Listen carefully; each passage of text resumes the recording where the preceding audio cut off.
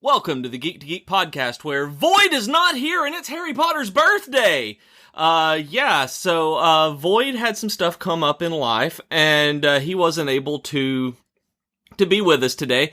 So my lovely wife, Jennifer, is here with us. Say hi, Jennifer. Hi, Jennifer. Oh, dad jokes.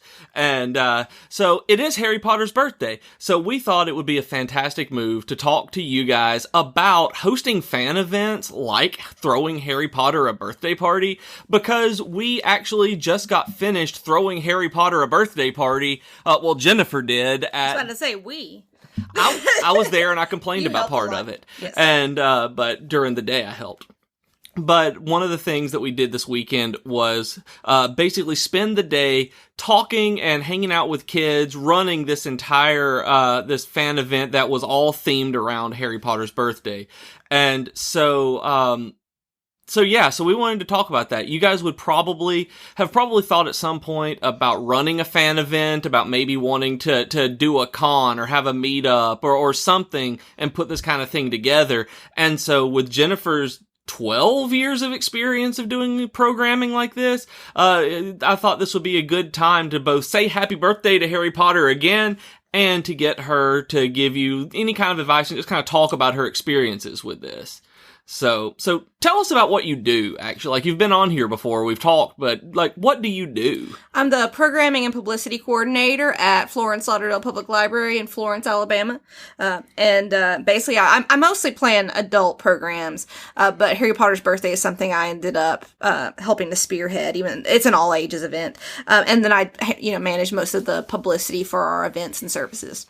So you started at the library.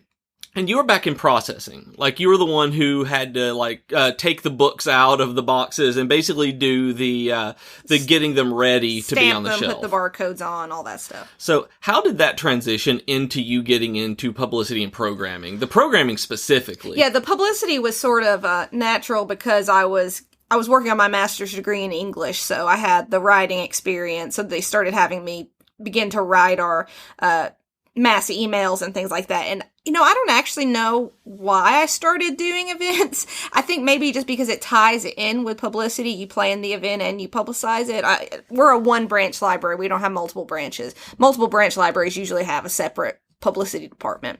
So I guess it was just kind of natural for me to start doing that too. And I think my boss, the director of the library, had been sort of doing all of that stuff, and she was looking to be able to focus more on the directoring, because normally you have somebody else at a decent sized library doing programming and publicity outside of the director. Yes, outside of the director. And so I was thinking about this, and when we were putting this together, I was like, the first program I remember was like Marley and Me that you guys did. This whole like county-wide or statewide, I don't even remember how wide it was. That one was just us. Okay, that one was just our library decided to do a community read of the book Marley and Me.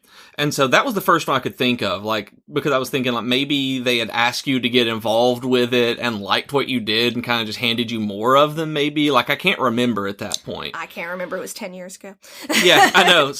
But 10 years ago, you didn't mean to get into this. No, I had friends who did like student life stuff at college, and I thought, man, planning events, that would be the worst thing. That's just awful. And now it's kind of what I like best. So. Yeah, and I've learned a lot about it, which is one of the reasons I wanted to talk about it on here, because I know there are people out there, people who are listening right now, you guys, who want to do this, like I said, who have this idea, who maybe live in a small town, and there are groups of people that you want to hang out with and put something together for, and you may not know how. And this Harry Potter's birthday party is really the perfect opportunity to talk about this, is because it's very, I don't want to say grassroots, but it is not, it's not fancy. I found the email. I was looking through my email I couldn't remember what our first year that we did it was. So I was trying to figure, this was our 7th year, I found out. This year. But yeah, this year was our 7th year to do this event. And the first year I had an email from my coworker Jamie, and it was in July. Like, it was... Harry Potter's birthday is July 31st, yes. For you guys who don't know. We're recording this on Harry Potter's birthday. And saying, so how's about basically it was like, how's about we we celebrate Harry Potter's birthday this year. And we had a library coffee shop, so that was really where it was coming from. She ran the library coffee shop and thought, oh, we'll do butterbeer and things like that. And the first year is very small. They made butterbeer, maybe had a couple of other snacks, and we did, I think, wand making. We showed some films. I don't even remember if we did trivia the first year. We may have done trivia. I'd have to pull it up. I should have. But just very low-key stuff. Yeah, it was just, just 2 or 3 things during the day that we decided to have some activity. So it wasn't just our coffee shop selling, selling Harry Potter-themed snacks. And I can't remember. I'd have to go back on statistics. I think we maybe had 102 people that year for something that we conception to execution was, I think, 3 weeks. So that's not bad at all. Yeah. Like, that's crazy, actually, in terms of event planning. If you've never done anything like that, you guys, 2 or 3 weeks on planning an event that gets 100 people at it or more is insane. Like, that is, usually it takes much longer than that just to get the word out about things and make that many people come in. So it started with 2 or 3 events like that 7 years ago. And I know last year was a little bit bigger than this year because of timing, but tell me about this event. Like, let everybody know what this actually consists of, because last year we got like 1,200 people in. And so that was the biggest that it got. It grew in 6 years to 1,200 people. So, like, what do you do? Like, what do you do for 1,200 people on really a shoestring budget? It's become an all-day event now that we have multiple things going on all day. We usually do 2 or 3 crafts, and then we always do trivia. Last year I started a Harry Potter game room that we have set up where we do a tabletop Quidditch game, which is basically beer pong, except with no beer and the Quidditch rings in the middle. And I made like a Harry Potter Pictionary game and a Harry Potter charades, which is, you just make a bunch of Harry Potter terms that people draw out of a bucket. And I made I want to get more people doing this because it's a little overwhelming at a fast-paced event, because I made a Harry Potter taboo game where, if you know taboo, you have a word you're trying to get your partner to say, but you can't say. There'll be 3 or 4 words you can't say, and they're the words you would think to say. Like, right, they're the most common. If you were trying to get somebody to say Voldemort, you couldn't say villain. You couldn't say Tom Riddle. You couldn't say he who must not be named. You wouldn't be able to say any of the obvious ones. So I made all of these, and so that's something we can set up every year. This year was the first year we did a scavenger hunt, which this turned out scavenger really hunt was well. awesome.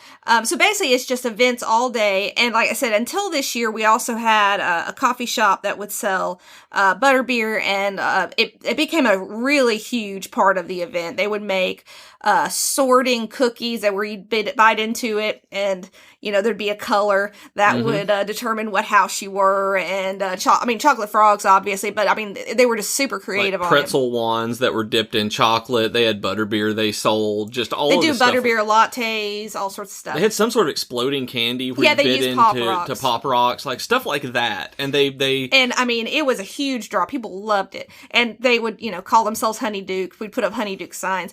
Well, this year we don't have a coffee shop right now. But even regardless of that, you may have seen online Warner Brothers, or as I said to people who asked about why we didn't have food, the Ministry of Magic is cracking down on any commercial sales at fan events, which is fine. It's their property. So basically you can't sell anything. So this year and from now on, we'll have to do anything free. So we were able to find a local coffee shop to sponsor having free butterbeer. Right. It was limited. We ran out after a couple hours. So how did you handle that? Like, so you have free butterbeer and you have 1,200 people. Like, you're expecting between 6 and 1,200 people. Like, how do you handle, I have X amount of money that this coffee shop gave. How do I give this many people butterbeer and make sure that they have fun and that I don't run out? Well, we did. First of all, I put on every single piece of publicity in multiple places while supplies last. Where, it was upfront that this is not going to last all day. But the way we handled it is, you had to go to our front circulation desk first, and they would scan your library card, and you would get a galleon, which, if you're not a Harry Potter fan, that's one of the units of currency. And So you would, and we were very lenient on the library card thing. There were people who come in from out of town. We still gave them a galleon. There were people, not everybody wants all of their kids to have their own library card to keep up with. So, if the mom had a library card, we'd hand them to the family got a galleon. But it was basically a way to encourage a few more people to sign up for a library card. So you're kind of running double duty on that, given that's a library. So they would go get their galleon at the front desk or the circulation desk, and then they would take their galleon to the area that was our coffee shop. Right now it's an empty space because they're trying to figure out what to do with that space next. But and then they would get their cup of butterbeer there. So it worked I believe it worked pretty smoothly. So yeah, it looked like it really did. Like y'all have that kind of down to a science on what to do and get people. But that was a really neat idea for me, and that's why I wanted to talk about it, of how you integrate where you are, the space, in with the fan event itself, like showing your library card to be able to get your free butterbeer. And when you ran out, you just posted signs. It was like that the butterbeer was gone, that kind of thing. And people didn't seem upset about it, that they knew going in that you had a limited amount. And thankfully, we have a big space. I think our library is about 40,000 square foot, I think is the space. And we have 2 floors. We have a couple of large meeting rooms, a couple of places that we do events. So we have some open spaces where we can have some stuff going on. And we actually clear out some shelves and things to make some more room for Harry Potter's birthday. But one of the things that we have to do is really, after the first couple of years, it became a very, very busy event. And so everything we have to plan has to be very efficient. It has to be something that just takes a couple of minutes to do and that you can kind of move on. So our crafts always have to be very simple. So what kind of crafts would you do at something like this? If you let's say you have very little budget and you want to have the most impactful craft that you can at a fan event of any kind like this, whether it's Harry Potter or not, what are examples from this? Well, like for this, wand making is always a good choice for Harry Potter's birthday. I try to do that about every 3 years because I don't want it to be the same every year. This year we did Hedwig balloons, where you put a white balloon on a little balloon stick and draw Hedwig on it, and you would tie a little piece of parchment like it was Hedwig delivering mail. And about how much would that cost? Like with the big bag of balloons, you got the balloon sticks and then Sharpies. I think I got the pack of 200 balloon sticks for like $15. I maybe spent $20 on 200 balloons. We didn't go through all of them. And then the Sharpies, and I had some leftover construction paper. It varies widely on the cost for different crafts. Because we've done things like print a bunch of, like, I found where just like a blank tie that you would color in yourself. You print it on cardstock, cut it out. The kids color their own house ties. And I think I cut out little house crest that they could glue on too. And then you just poke a couple of holes, put some yarn around it, and they can wear the little house tie around the.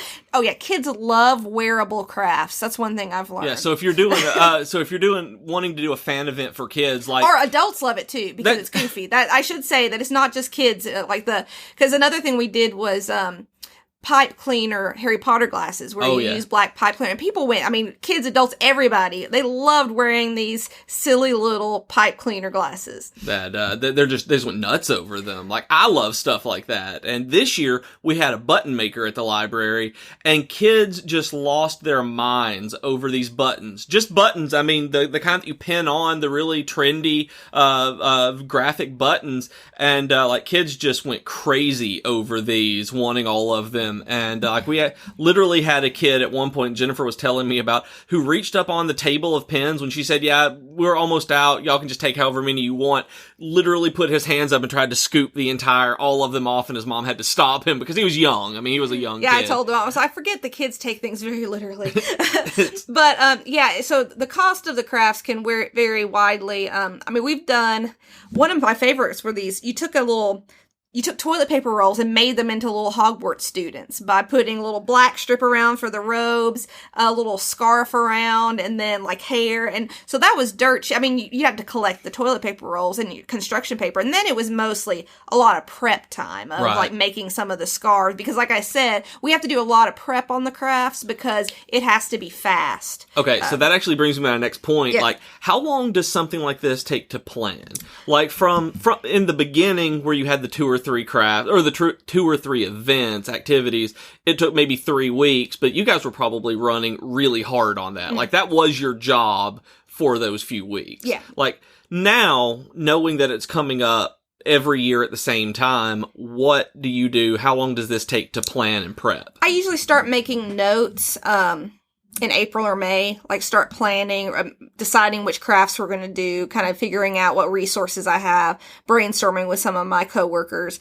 It usually ends up being the month of that does most of the real work of the publicity and everything. And then the week of tends to be when I've got volunteers in the library, you know, cutting out 10,000 Hogwarts house ties and things. Not 10,000, a couple hundred. And so that, like that, with them doing that week, like how many people do you need to successfully run an event like this? The first year the first year you did it, it was you and Jamie. Yeah. Right? It was just two of you. And her, you know, coffee shop staff. But yeah, I mean, it really depends. And if you're starting something new, I'd say start small, because this is something that, like this year, I know I didn't get as much publicity out this year as I have the last couple of years, because we've had a lot going on this summer.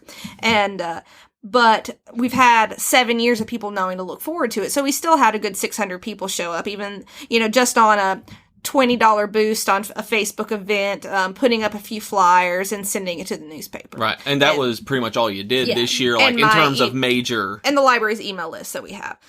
So it was, you know, a little lighter on the publicity this year, but we still, which I was fine with, especially with it being a transition year of giving away the Butterbeer. Worked for it to not be 1,000 people. Yeah. You know, 1,000 plus people. Sorry, what were we talking about? Like how many people it takes to successfully run this, because initially there wasn't a lot, and then this year and last year where there's so many people that people are coming and they know year after year, like how many people do you need? It's hard. I mean, for us, because we have several stations going on the day of, I have to organize quite a few volunteers, about 8 to 10 volunteers at least, to man the different stations. And then leading up to it, honestly, it depends on how far in advance you start, how intensive the crafts you're doing are, and how many things you're doing. But I mean, it's going to take a handful of people to pull it off. If you're wanting a big event, like if you're pulling in a lot of people, like if you're doing a meetup with some people, and it's not going to take nearly that kind of prep, just depending on what kind of events you've got and kind of activities you've got. And, but yeah, it's, the more people, the better. But you know, it's good to have a couple of people who are kind of figuring everything out, and kind of who has the vision of what definitely want a hierarchy in terms of who's in charge and being able to delegate stuff and out. It is really important to have, something. If you work in a library or an organization like I do. We actually do have some librarians who listen. It's really important to have the person in charge of it like what you're doing, because people, especially kids and teenagers, they can tell, like, what's inauthenticness, inauthenticity. Yes. They can sense it a mile away.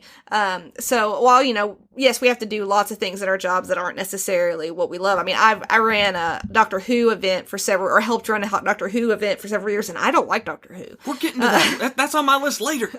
Well, we'll talk about that later. But really, you didn't like it. Yeah. And, So with this, but I had coworkers who did. Yeah, and that was the big thing, is that the people who did took off. Like, they ran with it, where you did the basic stuff, and then they ran with the stuff because they loved it, that they knew with it and how to expand on them. Because the thing about this event, because I know you have one of the questions he had, I'm looking ahead on this, but we might as well get to it now because it comes up in conversation.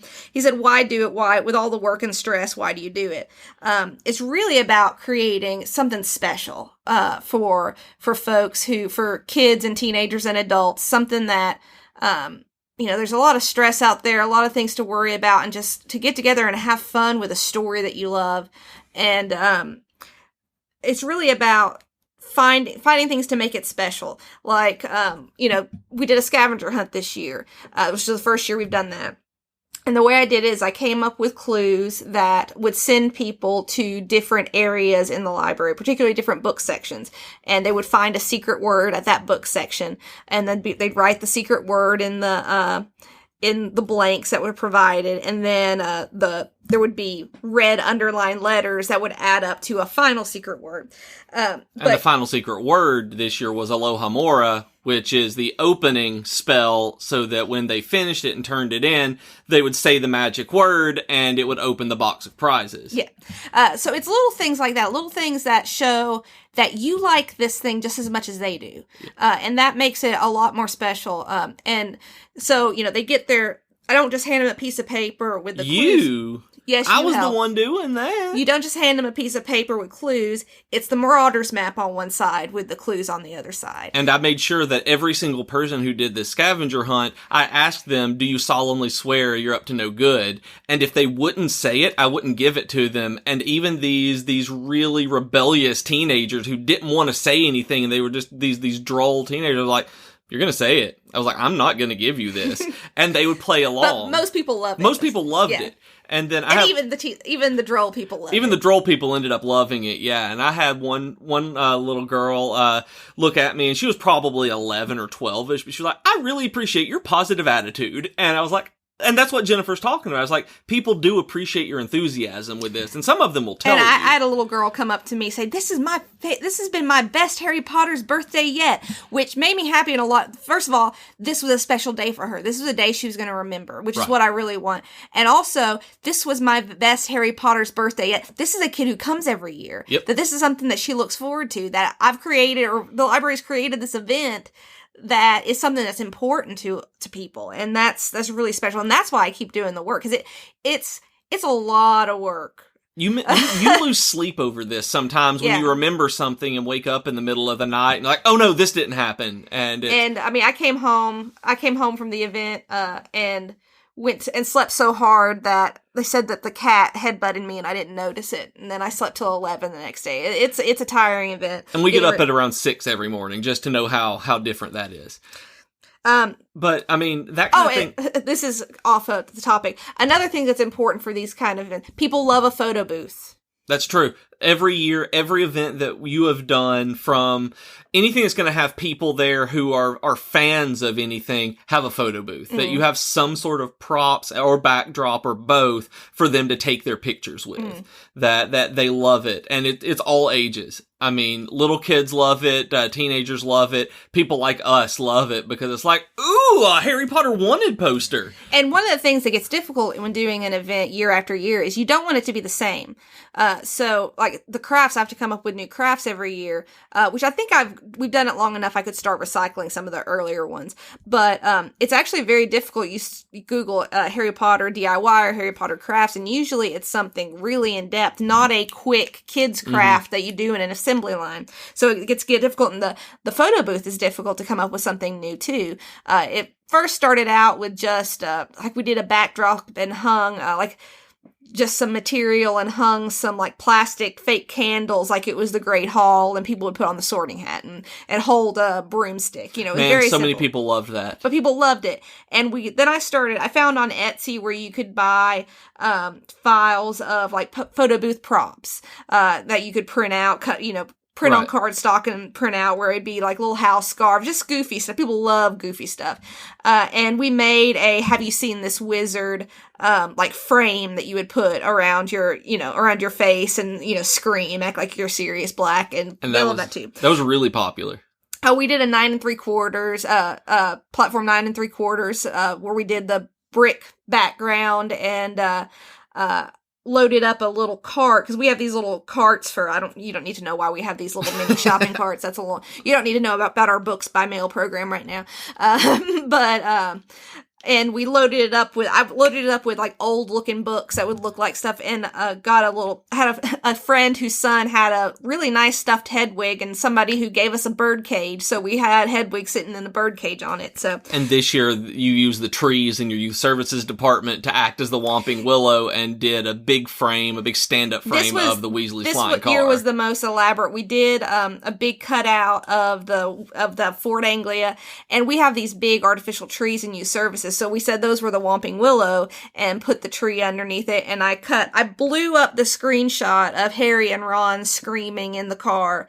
And I zoomed in on their faces and printed it out and cut out their faces in cardstock and put some popsicle sticks on it. So they would have little Harry and Ron heads they could stick up and be in the car with. So that was a lot of fun. And people were constantly over there. I barely got a picture of the photo booth alone without someone near it that I was waiting all day for. And just stuff like that. I mean, that's what makes it worth it. Like, when people came up, I made them say Aloha Mora to me, and I opened up the box individually for every one of them. And kids loved that. The fact that I would open it up for them when their sister or brother also opened it up. Like, I didn't make them do it and just pull their prize out from when their family member did. Like, they loved just little details like that. And it's because, like you said, this is a fan event. Like, this is for people who love something and they want to be a part of something. Like, that's what you guys are listening to this podcast for, is because you love stuff as much as we do and kind of want to talk about it with somebody.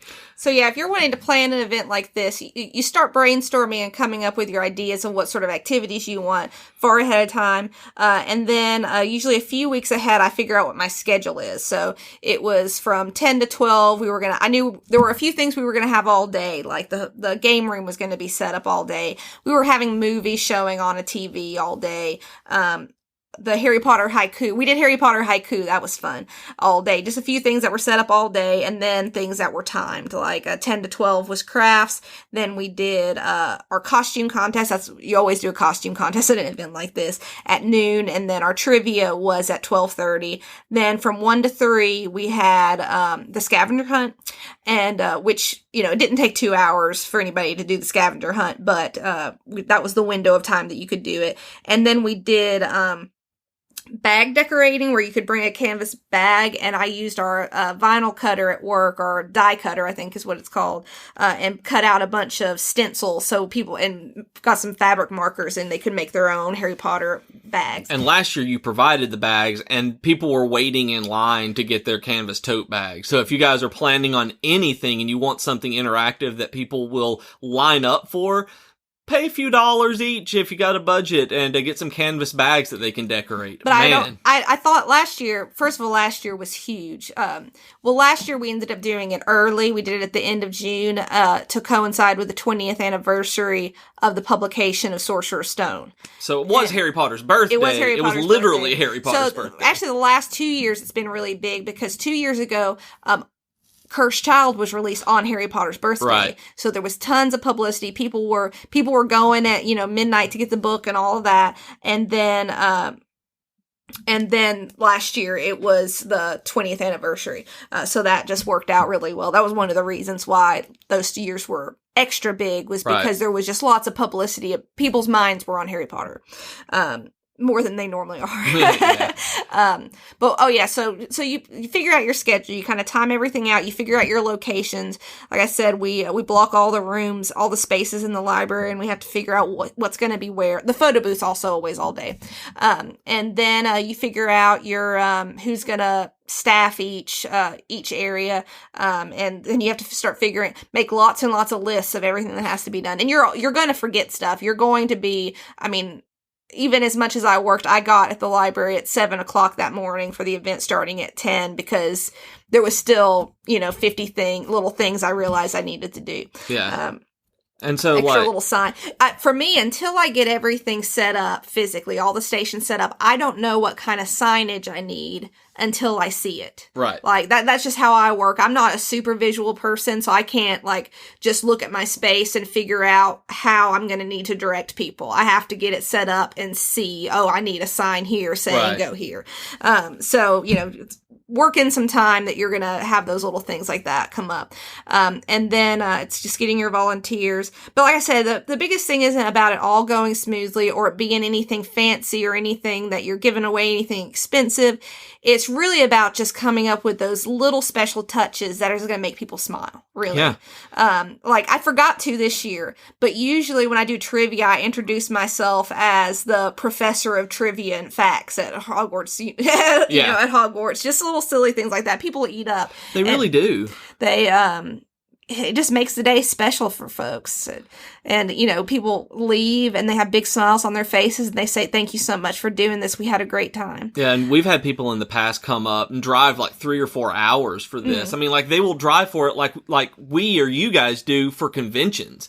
I mean, when you want to go to an event, that's the way they approach this now. And that's one of the reasons, like, we wanted to talk about this, is because this is very easily something that you could get involved in setting up. Whether your library does or not, there are things that you can do in your communities that will eventually grow into something if you want it to be. And also, I mean, think about, you know, partnering with organizations that you already have. If it is something like Harry Potter, you know, talk to your library and say, you know, hey, I'd like to help with doing something like this. And there may be other community centers, you know, whatever sorts of organizations you have in your town. And one thing I've learned is that anytime you approach someone like that, or you're working, if you have ideas and you're willing to work on them and you have the initiative to do it, most people will say yes, because it's essentially free labor for them. It's free publicity at that point, but it's something that is going to grow their organization, and it's something that you want to do.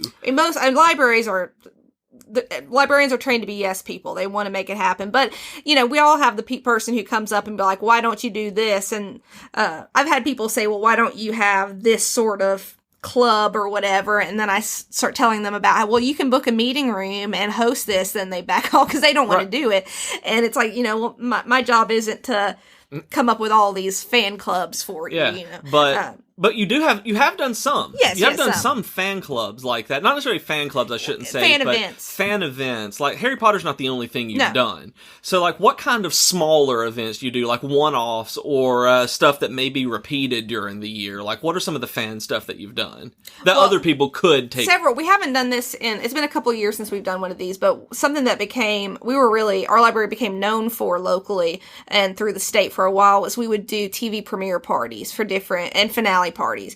The Doctor Who ones were our biggest ones. And again, the coffee shop played a big part in it. We have my coworker who did run the coffee shop when the library ran our own coffee shop was really devoted to making really just extremely fun, thorough, special menus. Again, those little things that make things special. It doesn't you don't have to have a coffee shop to do it, but, and the menu would be printed to be themed, you know, would be really inventive and all kinds of stuff. We did, our first couple of Walking Dead events that we did were really fun too. Were really well attended. And in addition to the premiere party, and basically we had cable running in the library, and we would hook it up to a projector and project it on a big screen in the library. Yeah, I mean, and this wasn't like getting a DVD ahead of time. This wasn't anything set up. It was live TV. It was live TV with commercials and all of it, because that's what we were playing. But we had a group of people coming in who loved this Doctor Who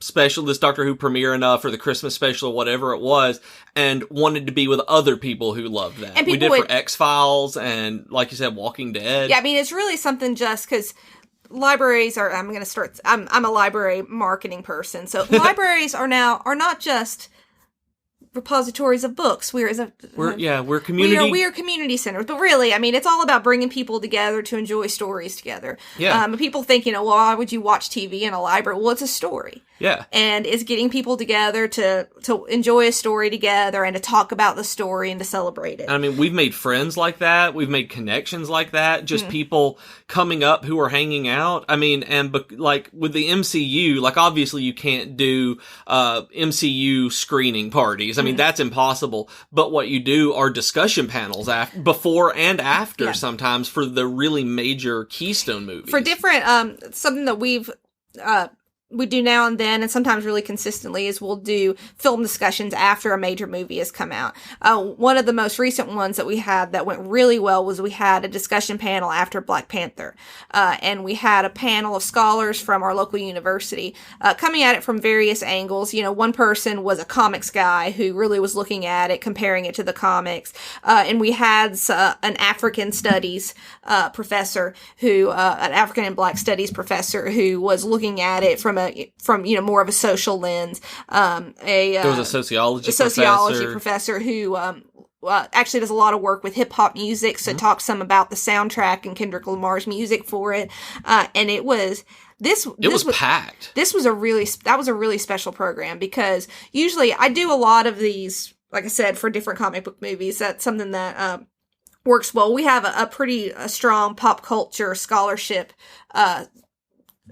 program at the university. Program's not the right word, but collection of people who are interested in pop culture at our university.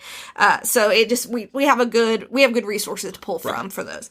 And but this one was, usually it's kind of, your bread and butter, guys and girls who go see a lot of comic book movies and want to come and talk about it. It's great fun. It's a lot of fun. It's us. This one was special though. We had 60-something-year-old African-American women in that room. We had, the normal comic book folks, but it was, the ages, we had, like I said, up to people in their 60s, people who had never read a comic book, people who had never seen another Marvel movie before. But had gone to see this one and felt it was important to them, came to this to talk to people about it. And that's really important to give someone a forum to talk about these things, which is why I think that you guys would be interested in doing something like this. Voyd and I got together and we've got the Slack and the Discord and Twitter and everything to be able to talk with you guys about this. Like, that's a big thing for us, is being able to give someone a positive, open space to be able to have these conversations. And you can do it locally in your community too. Professors tend to want to do stuff. You guys, I bet almost every person listening to this knows somebody who is an expert on whatever the next Marvel movie coming out is. I don't even know what the next Marvel movie coming out is, to be completely honest. Is it Captain Marvel? I don't even know. I'm not sure I don't even know. And, but somebody who's an expert in it. And you can ask them to get together and talk with some people. Meetup.com, you can start up any kind of group that you want, post it, and, have it themed, have this kind of discussion panel. I've done it with coding stuff. I've gone to talks that people set up a bunch about Ruby on Rails or JavaScript or anything like that. You can do it about Black Panther or Ant-Man and the Wasp. And I don't think you can underestimate the value of just meeting other people who actually, your neighbors who love the same things that you do. One of the, I was writing the press release for Harry Potter's birthday this year, and I sent a Facebook message to one of our library teens. We have a teen program that has some kids who are really active, and I sent her a message to ask for a quick quote from her about why Harry Potter's birthday was important to her and why she thought it was valuable to go to. And she said, "Harry Potter's birthday to me is found family." That was, first of all, she's 17. Right. And that she used that term anyway. And I didn't know. I knew that she had this other, I knew several of her friends who come to the library, but I knew she was particularly friends with this other young woman. They met at our first Harry Potter's birthday party. That's how they met their best friend. At this party. Like, they didn't know each other. They'd never really interacted, but they became friends and best friends and have become inseparable. Like, that's the reason to do this. The reason why you go through it is literally that you're bringing people together with their best friends. And one of the interesting things about the Doctor Who party is, like, the first couple of years we did a lot of a lot of times we do some sort of photo booth, but we went really over the top with trying to have interesting things for people to see. But then it became where it ran itself, because Doctor Who fans, y'all are a special kind of crazy, and I mean that in a loving way. Like, I'm not into Doctor Who, but I love seeing how into it all these folks are. We have a dude who built a human-size Dalek that you can climb in and, like, go around and drive around. It's motorized. Yeah, it's motorized, and he has, like, an iPad mounted inside of it so you can see what's in front of you and all. It's insane. Brings it and lets people get into it and play with it and drive around as a Dalek. This was zero. It was probably the biggest, like, feature fun thing for people, and I had zero to do with it. Like, you didn't invite him? No. He just showed up with it. I think he told me that he was going to. But yeah, we have people who have big Doctor Who toy collections who'll put up a display the week of the event. He did approach the library like, hey, before this, I have this. Do you want to put it up? Yeah, and then we would just always let him know when we were doing another one. And I remember one year this older lady, probably in her 60s or so, came with this big photo book of photo album of pictures of she'd gone to all sorts of Doctor Who fan conventions and had met, different doctors and brought all her, and she just like was... She was holding court. Yeah.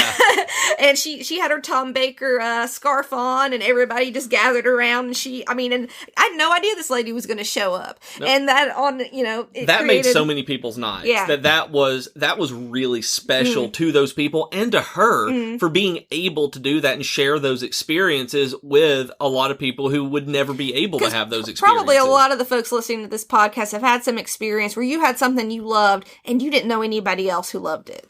Yep. Or nobody who loved it like you loved it. Yep. Nobody who wanted to talk about it quite as much as you wanted to talk. That was my experience. When I got to college and found out that pop culture studies was a thing, I was in heaven. Because one of my first favorite shows as a kid was Lois and Clark, and I had a friend I sat with on the school bus every day, and she told me at one point that the only reason she kept watching the show was because she knew I was going to make her talk. It came on Sunday nights. She knew that I was going to expect to talk about it on Monday morning on the school bus. And finding out that there are groups of people who want to talk about this stuff as much as you do is important. And there are a lot of people who have come to these events that I had no idea were into pop culture, that they were into Harry Potter or comic books or anything else, but they'll come and they'll talk. I've had my eyes opened about different things like the Black Panther talk, where to the point where they were just talking about is like, I don't like referring to him as Killmonger anymore. I refer to him as Eric. I think I've mentioned that on the podcast before because of things that I learned at that panel that are completely out of my experience and wheelhouse, that it's just the kind of things that you can't have any other way. That I've learned things about the comics that from going to hear people who know about the X-Men and Spider-Man more than I do. It's like listening to one of Rob's comic box episodes where he does a prep before the movie. I mean, stuff like that, except you have a group of people you're able to have a discussion with afterward. And like, these kinds of things are amazing. Like, these kinds of things are really super important for your community. And I really want to encourage every one of you guys. I'll give you one tip. If you do a Harry Potter event and you have your costume contest and you get all your, group of people who are dressed up and have their wands, you want a good video or photo opportunity or a good memorable moment, you have all of them point their wands to the sky and say Expecto Patronum together. Yep. It's just, you're done. I mean, everybody, just a smile on everybody's faces when they do that. You can't even say those kids. Yeah. It was like, it was mixed. This year we had mostly kids. This was a year that was heavy on younger kids, but not usually. No, usually it's more spread out, yeah. So, I mean, like, not everybody has the resources that you do to put on an event like this. I mean, you're able to devote your full-time job to making these events successful. Like, whether it's a panel event or like with the Black Panther stuff or a premiere like with Doctor Who or the Harry Potter's birthday that you're planning months and months ahead of time. Like, not everybody can devote 40 hours a week to this. So, like, if somebody wanted to start a meetup, go to meetup.com and they wanted to start a video game club, or they wanted to start a cosplay club, or a Magic the Gathering, or a Hearts, whatever it is, and they go to meetup.com and they want to set this up, like, what kind of event, like, what kind of advice do you have for these would-be event planners, like, to start with? I mean, I know you said start small. Yeah, but I'd say start small, because, I mean, one thing with it, if you're talking about something you're wanting to do, like an annual event, like I said, because one of the reasons, like I said, I didn't get to do as much publicity this year, but the fact that we've done it every year has built it up over the, and something with like Harry Potter, I mean, that just catches people's attention. That does the publicity for you. But I mean, I'm a library person, so your local library, many local libraries have meeting rooms that you can book for free, depending, every library's policy is a little different. Right. But they're there. Usually you can book something. Usually there's some sort of meeting space that you can book. Usually if it's a nonprofit, or a interest group, that it's free. Some libraries will require a 501c3, but we don't. We've had events where I've met up with people in the brewery, and they let us use the TV as a projector, and we've sat around in a circle. People had a drink and talked about technology. Yeah. I mean, you can do it at public places too without having to book someplace specifically. Just come up with activities that are I've never done a meetup, so Yeah. that's different than I do public events, not. Well, the way that you do the panels can be done like meetups, where, you get an expert on something. Yeah. Like, let's say that we were to get my friend Barry to talk about the X-Men. We could say, hey, we're going to be meeting at Panera Bread at 7:00 on Tuesday, and we're going to have an X-Men scholar there. If anybody wants to come and talk, and we're just gonna geek out for a while. Yeah. That's how it starts. Mine your resources. Mine the resources in your community, whether it's a university, or just your comic book shop. Usually folks are really happy to be asked to talk to, like, they're usually honored to be asked. Scholars are trained to, like, they want to get their ideas out into the world. And if it's a local thing, I mean, maybe if you're in a big city or at some really, really major university, but usually you don't have to pay. Not usually. They're usually happy to come and share what they love, and buy them a coffee, buy them a salad if you're at Panera Bread. I mean, buy them a beer if you're at the brewery, but something like that, just out of politeness. I mean, and sometimes for me, when I do some of the like movie talks, and sometimes I'll do like a 2-person presentation where one person talks about the history of the comics, and then one person will talk about the film specifically from more of a film studies perspective. And I mean, sometimes it's just somebody I know. Yeah, I mean, it's not necessarily a scholar. It's somebody we know who's really into this. I mean, I have a friend who I knew a lot about Superman, so he came and talked about Superman comics, when we were doing our Man of Steel program. Then I had somebody else talk about Zack Snyder and, his sort of his directorial style, yeah. Directorial. And that's something that you guys have some sort of expertise like this. I mean, I used to be the guy my friends would ask if the Star Wars authors got something right in the EU. I mean, we all have that one thing that we can talk for hours and hours and hours on. And if you have something like that, or if you know somebody who has something like that, and you want to talk about it, people love to talk about what they love. I mean, that's why podcasting is so popular right now. That's why we love this. You guys can tell, I hope, that Jennifer loves Harry Potter's birthday. Like, she's talked way more than I have this episode, and it makes me really happy because I wish you guys could see the look on her face when she's talking about this. Like, it just lights up because she truly loves what she does. And like she said, when people will be honored to like join your meetup or do anything like that, people like to be part of things, which is the entire thing here. But also, like you said, they like to be asked because it's something that, they may not get to do very often, but also, like, they just get to talk about what they love. I mean, think about it if somebody was like, hey, you want to talk about Star Wars for a while and I'll buy you a beer? And it's like, all right, that sounds great. That sounds like the perfect Friday evening. And that's actually what it is. That is the perfect Friday evening. And if you want to be a part of that, I mean, it doesn't really take anything extra to set up a fan event. And then you realize what people want and you can grow it over the years. I mean, you had 100 people because you're at a library for your very first one. You might have 3 people at your first meetup, but those 3 people I've had plenty of some of the comic book events where I really just have a handful of people show up, but we have a handful of people who have a really good discussion. Yeah. And that is successful in a different way. I want to say there may have been 7 people at the Spider-Man discussion, and like, I had a blast. Like, the Spider-Man one was one of my favorite ones, and we had a very small crowd for talking about, prior to Homecoming. And it was just amazing. I love talking to people about these things I love. So, do you have anything to finish up with about fan events, like Harry Potter's birthday? I mean, you guys can throw out Harry Potter's birthday. You can steal all of Jennifer's ideas and then do it in your town. If you want to do trivia without having to come up with trivia questions, what I've started doing these last few years is a Who Said It trivia, where I just find quotes and I just put together a whole bunch of quotes from the books and give quotes, and then they guess who said it. Yeah. So that's a very easy way to put together. I mean, it still takes some work to gather them up, but it's, and that way you're not having where if the person has gone online and taken a bunch of trivia, like... Yeah, Harry Potter quizzes that they know what you're going to ask because they've had those questions before that you've taken off the internet. Because a lot of times people will just go and take, find the Harry Potter quizzes off the internet or whatever Game of Thrones, whatever it is. And then people are like, oh, I've taken this quiz. I know these answers. We've gone to trivia places where we know that they've done that when they say that they make all their own questions. And it's like, nah, you don't. Yeah.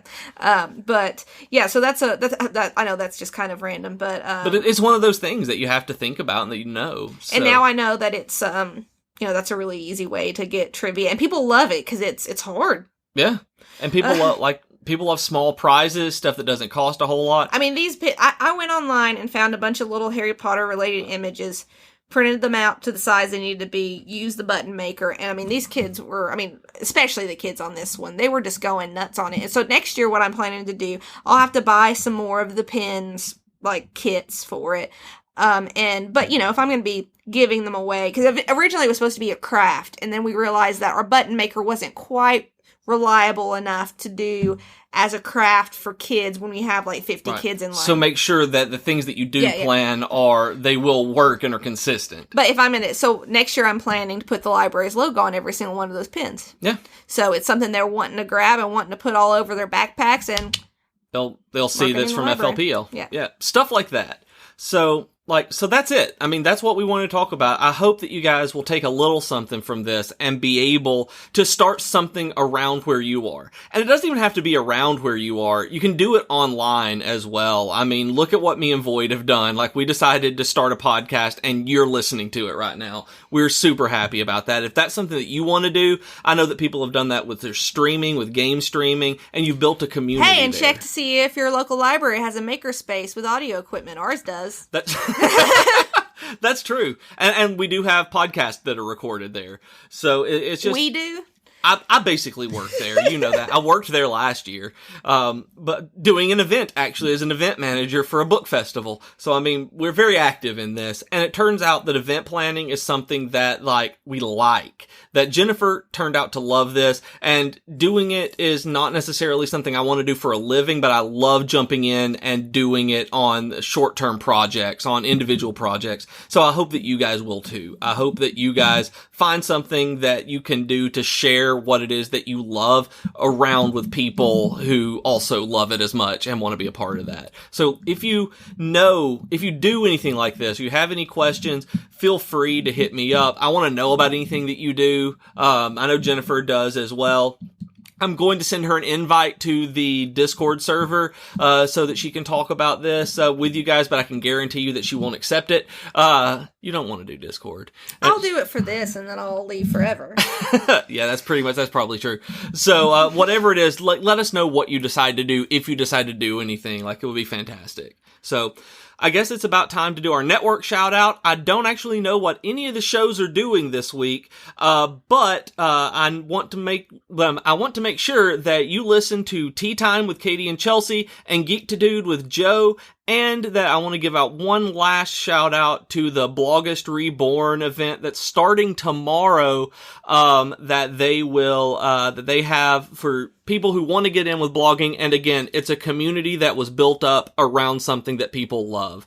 So I also need to give a shout out, a real nice thank you to our Patreon supporters. I need to give Ken Murray and Aaron and Hannah Meter and Logan a real big thank you, because I forgot last week, and I really want you guys to know how much this means. That you guys are supporting the podcast on Patreon, that you guys are watching those silly little lens things that I'll post, and just all sorts of stuff like that. It means the world to me that you guys will support us. So if anyone else wants to have their name on our podcast, or talk about us and have a nice cool purple colored patron saint of geekery title on our Discord, go to patreon.com/geek2geekcast and you can see what all's up there, and it would be fantastic if you support the podcast. It's also fantastic if you don't. We love you anyway. That said, I don't though. Oh, Jennifer doesn't love you. That's That's sad. But we won't have weekly geekery this week. I'll save that to talk back and forth about with Void. So I suppose that will wrap it up for today. You can always write to us with comments, suggestions, and feedback. Our email address is geek2geekcast@gmail.com, and you can also reach us on Twitter at geek2geekcast. We also have longer discussion threads on our subreddit at reddit.com/r/geek2geekcast.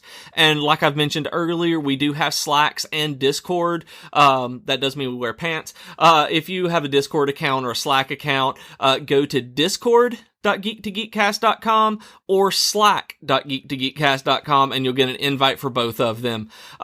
We also have the podcast network that you can find at geek2geekcast.com. Guess which website we want you guys to go to?